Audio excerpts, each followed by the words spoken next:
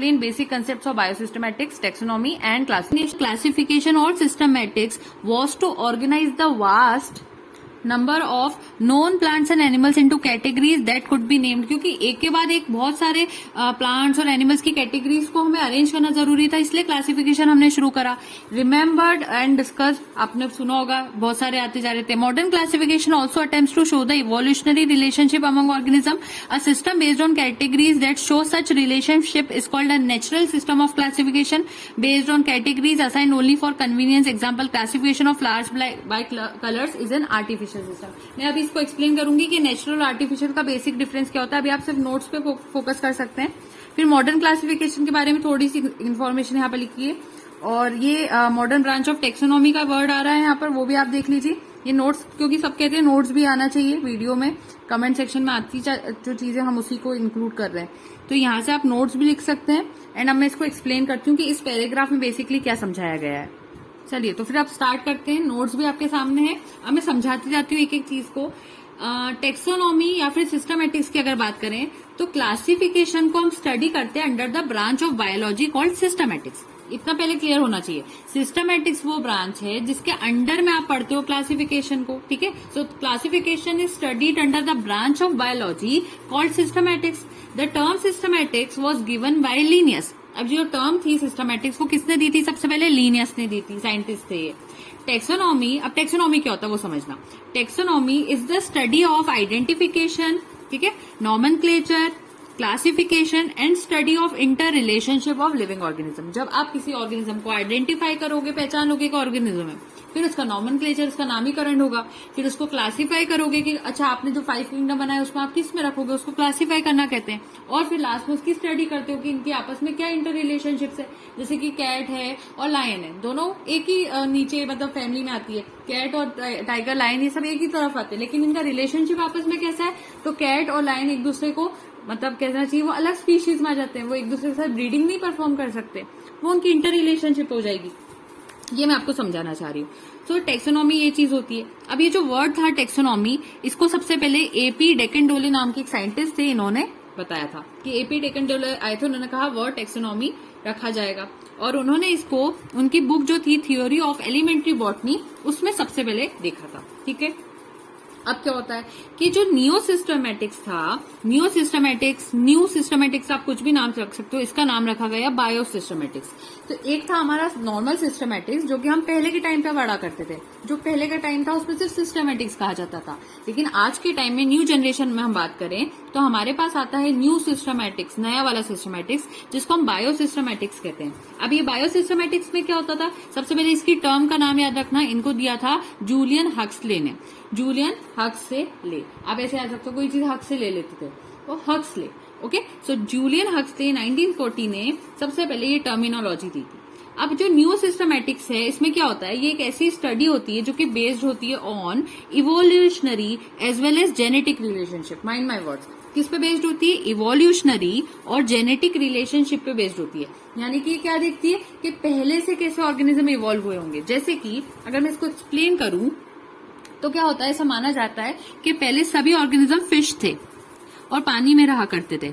हम सब फिश थे पहले, ऐसा माना जाता है इवोल्यूशन में. धीरे धीरे वो फिशेस ऐसी हुई कि वो लैंड पर भी रह पाए और वो वाटर में भी रह पाए. यानी कि अब वो लैंड पर भी रहती थी, लैंड को हम ऐसे शो कर देते हैं, और वाटर में भी रहती थी. अब ऐसे ऑर्गेनिज्म को कहा गया एम्फीबियंस. एम्फीबियंस इवॉल्व हुए धीरे धीरे. अब उन एम्फीबियंस को ये भी नहीं रह गया कि जरूरी है, अब कुछ एम्फीबियंस ऐसे धीरे धीरे डेजर्ट वाले एरिया में पहुंच गए, वहां तो पानी नहीं मिलता था. तो उन्होंने क्या करा, वो इवॉल्व होके रेप्टाइल्स में कन्वर्ट हो गए. रेप्टाइल्स कौन होते हैं? जो कि अपनी बेली के ऊपर मूव करते हैं, उनके बेली के बल मूव करते हैं, उसको रब करके मूव करते, क्रॉल करते हैं, और उसको सिर्फ कहा जाता है कि वो लैंड पर रहते थे. तो उसमें रेप्टाइल्स में जैसे क्रोकोडाइल और ये सब आ जाते हैं, स्नेक ये सब आते हैं. उसके बाद रेप्टाइल के बाद और इवोल्यूशन हुआ. इवोल्यूशन होकर क्या बना होगा? अब आप सोचो, फिशेस हो गई, एम्फीबियंस हो गए, रेप्टाइल्स हो गई. अब क्या बच रहा है यहाँ पर? सोच के देखो, इसको सोचो. बर्ड्स, ठीक है, बर्ड्स बनी, एयर्स जिसको हम कहते हैं, वो एयर में भी जा सकती. तो अब बर्ड्स फ्लाई कर सकती थी, तो हम यहाँ पर क्लाउड्स शो कर देते हैं सन के साथ. बर्ड्स बनी. उसके बाद क्या बना? उसके बाद मैमल्स बने. मैमल्स, मैमल्स सबसे ज्यादा इवॉल्व माने जाते हैं, ये लैंड पर रहते हैं, मैमल्स का फॉर्मेशन हुआ, इनमें मेमोरी ग्लैंड्स पाए जाते हैं, इसलिए हम इनको मैमल्स कहते हैं। इनकी बॉडी पे हेयर लाइक स्ट्रक्चर्स होते हैं, इनकी बॉडी हेयर में कवर्ड होती है, इसलिए हम इनको मैमल्स कहते हैं। बहुत सारे रीजन है। तो ये कॉर्डेट्स जो नॉन कॉर्डेट्स होते हैं वो सब डिटेल में मैं और बताऊंगी, लेकिन अभी बेसिक सी बात थी। तो ये माना जाता है कि इवोल्यूशन हुआ होगा। तो इवोल्यूशन के बेसिस पर और जेनेटिक रिलेशनशिप के बेसिस पे अगर आप वहां पर डिवीजन कर रहे हैं या स्टडी कर रहे हैं, तो ऐसे सिस्टमैटिक्स को हम न्यू सिस्टमैटिक्स या फिर नियो सिस्टमैटिक्स कहते हैं। ठीक है, ये बेसिक सा कंसेप्ट तो जो क्लियरली समझ में आ गया होगा। उसके बाद क्या होता है, इसी चीज को नियो सिस्टमैटिक्स को ही एक और नाम दिया जाता है, इसको कहते हैं एक्सपेरिमेंटल टेक्सोनॉमी। Experimental taxonomy. अच्छा, ये नोट्स अगर आप लोग बाय करना चाहते हैं तो ये नोट्स आपको पीडीएफ फॉर्मेट में, जैसे आपके सामने है नोट्स, वही फॉर्मेट में मिलेंगे।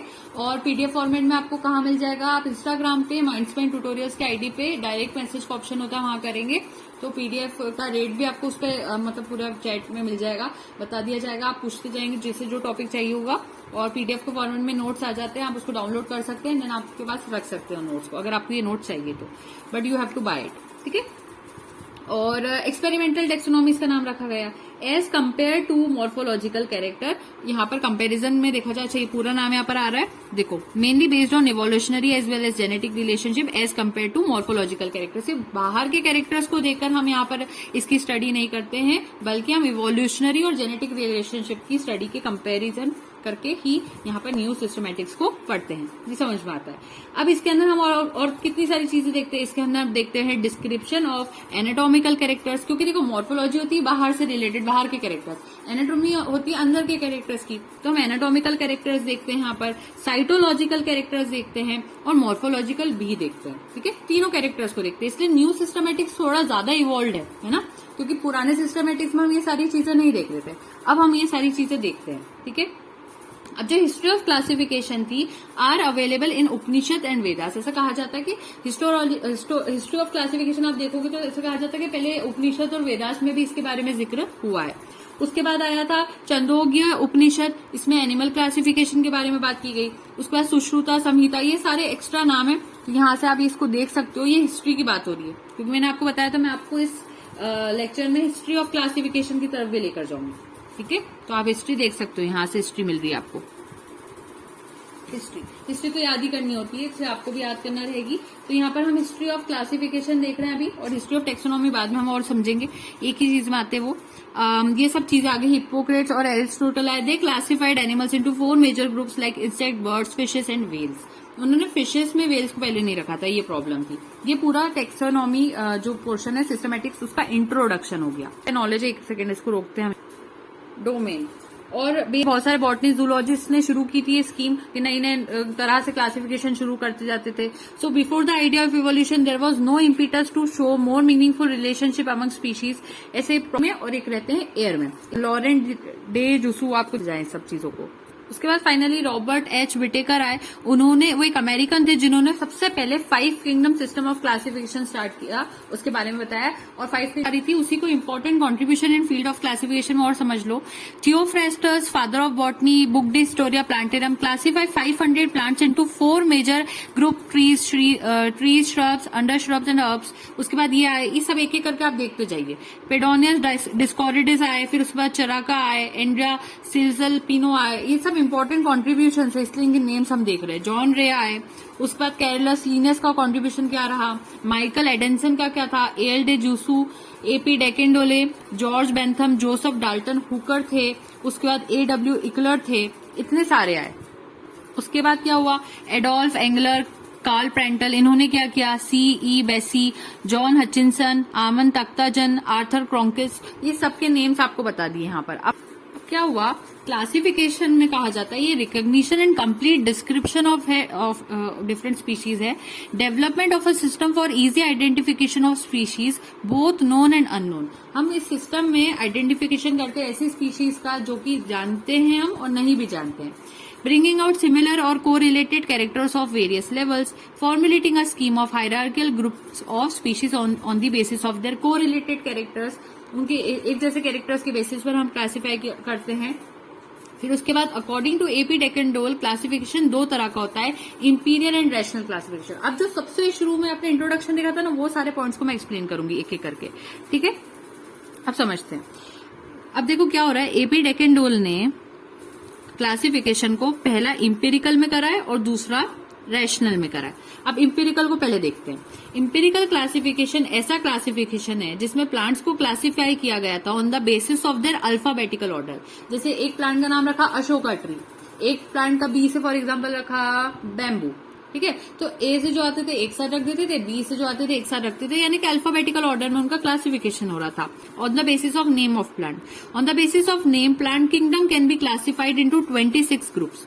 और नेम्स के बेसिस पर क्योंकि 26 लेटर्स होते इसीलिए 26 ग्रुप्स बन गए थे। तो दो बुक आई थी जिसका नाम था फ्लोरा ऑफ इंडिया, जिसको Flora British Indica by J D Hooker, और उस दूसरी बुक का नाम था Flora Indica by William Roxburgh. ये दो बुक्स थी जिसमें इनके नेम्स आते थे, समझ रहे हो बात को। लेकिन बात यहाँ पर ओवर नहीं होती, रैशनल क्लासिफिकेशन को भी समझना है। तो ये ऐसा क्लासिफिकेशन था जिसमें प्लांट्स को क्लासिफाई किया गया था on the basis of their actual character और nature, that is by viewing the characters. यानी कि जैसा कैरेक्टर प्लांट का होता था उसको एक कैटेगरी में रख दिया जाता था, और दूसरा जो कैरेक्टर होता था उसके बेसिस में, जैसे टच मी नॉट प्लांट को एक अलग टाइप में कैरेक्टर में रख दिया होगा। कुछ ऐसे प्लांट्स होते हैं जो सन को देख के उठते हैं, सन की तरफ मुड़ जाते हैं, जैसे सनफ्लावर्स, उनको अलग कैटेगरी में रख दिया होगा, इस टाइप से था। तो इसको कहा रैशनल क्लासिफिकेशन। तो एपी डेकेंडोल ने दो डिवाइड किए थे, एक था इंपेरिकल और दूसरा था रैशनल। अब इसी रैशनल को 4 बेसिक कैटेगरीज में डिवाइड किया जाता है। पहला होता है प्रैक्टिकल, दूसरा होता है आर्टिफिशियल, तीसरा नेचुरल, और चौथा होता है फाइलोजेनेटिक क्लासिफिकेशन या सिस्टम, ठीक है। अब सबसे पहले आता है प्रैक्टिकल सिस्टम ऑफ क्लासिफिकेशन, इसको ध्यान से पढ़ते हैं, ठीक है। प्रैक्टिकल में क्या होता था कि ये ऐसा क्लासिफिकेशन था जिसमें प्लांट्स को कंसीडर ही नहीं किया जाता था। इसमें मतलब प्लांट्स के क्या क्लासिफिकेशन, मॉर्फोलॉजी जो थी, प्लांट्स को तो कंसीडर करते थे, प्लांट्स का जो बाहर का कैरेक्टर होता था, मॉर्फोलॉजी जो होती थी, उसको कंसीडर ही नहीं करते थे, बस उसकी आदतों को देखा जाता था। बाहर से कैसा प्लांट है वो नहीं देखते थे, सिर्फ क्या देखते थे, उसकी कैसी आदतें थी। जैसे जो प्लांट्स ऑयल यील्ड करते हैं, जो प्लांट्स हमें ऑयल देते हैं, जैसे कि कोकोनट, वॉलनट, सोयाबीन, कुछ भी दे रहे हैं, ठीक है, ऑयल दे रहे हैं, लेकिन तो ऑयल देने वाले प्लांट्स को एक साथ रख देते थे। फिर फाइबर देने वाले में जैसे जूट, कॉटन, उनको एक साथ रख देते थे। मेडिसिनल प्लांट्स जैसे रॉ वोल्फिया, सिंचोना, यूकेलिप्टस, इनको एक साथ रख देते थे। ये प्रोसेस थी। तो ये जो क्लासिफिकेशन था, one plant can be a member of more than one group. इसमें ये हुआ कि एक प्लांट मोर देन मतलब एक से ज्यादा ग्रुप में आ जाता है, क्योंकि कुछ प्लांट्स मेडिसिनल वैल्यू भी शो करते हैं और वो कुछ चीज हम प्रोवाइड भी कर सकते हैं। इस टाइप से प्रॉब्लम आती थी। जैसे टर्मरिक में क्या था, इसके मल्टी यूज होते हैं प्लांट के, ये मेडिसिन भी है और ये स्पाइस भी है, तो समझ में नहीं आता था टर्मरिक को कहाँ पर रखे हम। तो ये जो प्रैक्टिकल सिस्टम ऑफ क्लासिफिकेशन था थोड़ा प्रॉब्लमेटिक था। उसके बाद आया आर्टिफिशियल सिस्टम ऑफ क्लासिफिकेशन। इसमें क्या हुआ, इसको कौन कौन सपोर्ट करता है, Theophrastus, Gaius Plinius, Secundus, Pedanius, Dioscorides, Charaka, Andrea Cesalpino, John Ray, Carolus Linnaeus, ये सब इसको सपोर्ट करते थे। इसमें क्या हुआ, प्लांट्स को क्लासिफाई तो किया गया, लेकिन on the basis of morphology, habit and their benefit to man, तीनों चीजों को देखते हुए करा गया। और ये जो सिस्टम था वो एक्सेप्ट भी करता था एनालॉजी को and does not consider homology. ये बहुत इंपॉर्टेंट पॉइंट है। एनालॉजी को मानता था ये सिस्टम, लेकिन होमोलॉजी को नहीं मानता था। और ये जो ऑर्गेनिजम्स थे उनको ऐसे डिवाइड किया जाता था, जो एक जैसे ग्रुप में आते थे वो सब एक दूसरे से रिलेटेड होते थे, और जो अलग ग्रुप में जाते थे वो एक दूसरे से अनरिलेटेड होते थे। ये चीज हो रही थी। तो पहला ऐसा जो क्लासिफिकेशन था वो देखा गया था। इसमें एरिस्टोटल ने एनिमल्स को डिवाइड कैसे किया था। एनिमल्स को उन्होंने कहा था एक को रख दो इनेमा में, जिनके पास रेड ब्लड होगा हम उसको इनेमा में रख देंगे, और जिनके पास ब्लड ही नहीं होगा हम उसको विदाउट रेड ब्लड को एनीमा में रख देंगे, जिसमें ओवीवेरा और वीवीपेरा आते थे। और रेड ब्लड इस टाइप से डिवाइड कर दिया जाता था द ब्लड के बेसिस पे, क्योंकि कुछ ऑर्गेनिजम्स का ब्लू कलर भी हो सकता है, किसी में ब्लड ही नहीं दिखाई देता था। उस बेसिस पर एरिस्टोटल सबसे पहले अपना पॉइंट लिख कर आए थे, ठीक है। उसके बाद क्या हुआ, थियोफ्रेस्टस आए, उन्होंने प्लांट्स को भी डिवाइड किया हर्ब्स, श्रब्स, अंडर श्रब्स और ट्री के अंदर। लीनियस आए, उन्होंने क्लासिफाई किया प्लांट्स को on the basis of sex organ. He divided plant into 24 classes. ये चीज होती गई। उसके बाद नेचुरल सिस्टम ऑफ क्लासिफिकेशन आया। नेचुरल सिस्टम ऑफ क्लासिफिकेशन में क्या हुआ, उन्होंने कहा इसको सपोर्ट करते हैं Michael Adanson, A L de Jussieu, A P de Candolle, George Bentham and Joseph Dalton Hooker. तो बेंथम हुकर नेचुरल सिस्टम में आते हैं, ठीक है। इन्होंने कहा क्लासिफिकेशन बेस होना चाहिए। इस वाले सिस्टम में क्या था, रिप्रोडक्टिव कैरेक्टर पे, स्ट्रक्चरल मॉर्फोलॉजी पे, टेक्सोनॉमिक कैरेक्टर्स और ट्रेट्स के ऊपर। तो ये जो क्लासिफिकेशन था बहुत सारे कैरेक्टर को देखता था, और कैरेक्टर्स कैसे होते थे, हैबिट, हैबिटेट, दोनों को देखा जाता था। तो इस वाले सिस्टम में नेचुरल सिस्टम वाला जो क्लासिफिकेशन था, इसमें लार्ज नंबर ऑफ ट्रेड्स को कंसीडर किया जाता था, बहुत सारे ट्रेड्स देखे जाते थे। और एडनसन, डेकनडोले, बेंथम, हुकर, जूसू, इन तीनों का तो नाम याद रखना कि ये नेचुरल सिस्टम को क्या करते थे, सपोर्ट करते थे। ये बात समझ में आती है। The characters is in consideration are stable characters, they do not change with environment except mutation. ये जो सिस्टम था वो यूज करता है मॉर्फोलॉजी को, एनाटॉमी को, साइटोलॉजी को, ऑन्टोजेनी को, मॉलिक्यूलर बायोलॉजी, जेनेटिक्स को।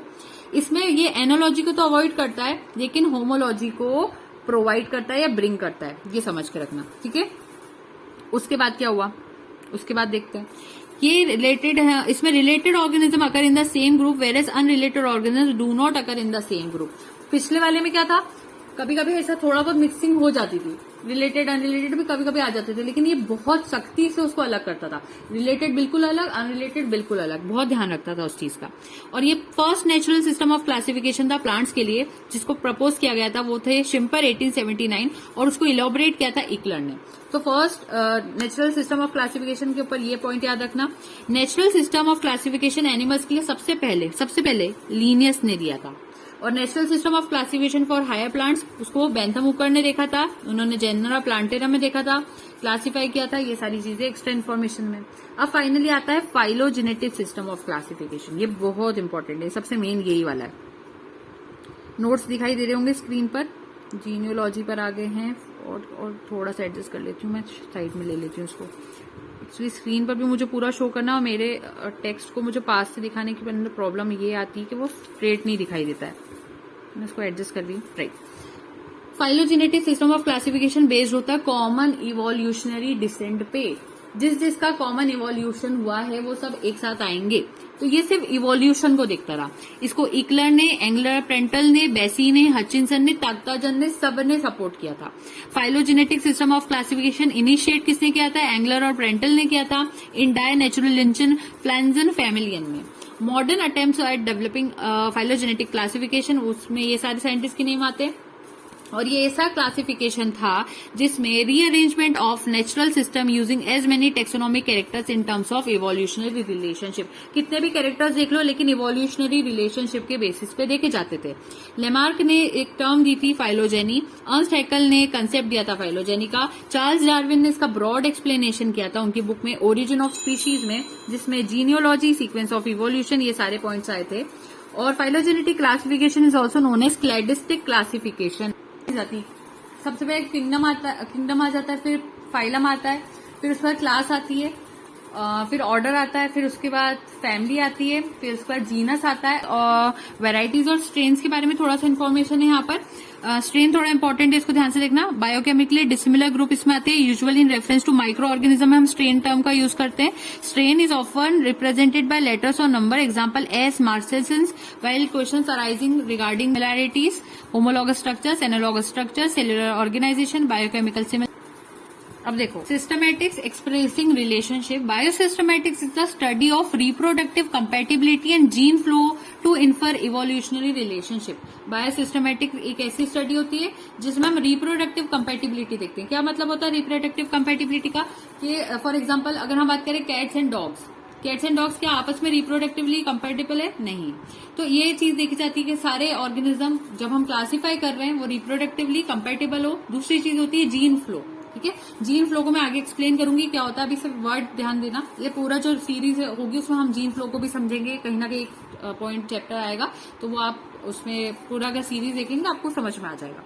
तो ये चीज होती है। इसमें dichotomous key a written set of choices that leads to the identification of an organism, उसका नाम आता है फाइलोजेनी में इन्फर करते इवोल्यूशनरी हिस्ट्री ऑफ स्पीशीज को। ये सब चीजें मैंने अभी एक्सप्लेन कर दी। अब थोड़ी सी क्योंकि कॉम्प्लिकेटेड लैंग्वेज है तो आप इसको बाद में नोट्स में चाहे तो ऐड करें या नहीं करें, आपने समझ जरूर लिया इन सब चीजों को।